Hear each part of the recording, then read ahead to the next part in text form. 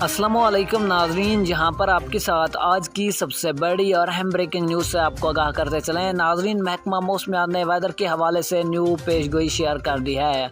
जी हाँ नाजरीन, अचानक शदीद गर्मी के बाद बहुत ही बड़ी खुशखबरी जो कि पूरे पाकिस्तान के लिए सामने आ गई है। नाजरीन, वीडियो में आगे बढ़ने से कबल आप तमाम दोस्तों से गुजारिश है कि अगर आपने हमारे चैनल को सब्सक्राइब करके वीडियो को लाइक नहीं किया है तो जल्दी से कर दें।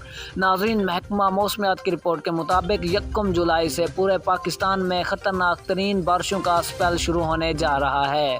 जी हाँ नाज़रीन, याद रहे इस साल पूरे पाकिस्तान में ख़तरनाक तरीन बारिशों का स्पेल जो कि 1 जुलाई से शुरू होगा। नाज़रीन, इसकी वजह से इस्लामाबाद, रावलपिंडी और कराची समेत दीगर इलाकों में सैलाबी सूरत हाल पैदा हो सकती है। तो नाज़रीन, इसी के साथ दीजिए हमें इजाज़त, मिलते हैं नेक्स्ट अच्छी वीडियो में। तब तक के लिए अल्लाह निगहबान।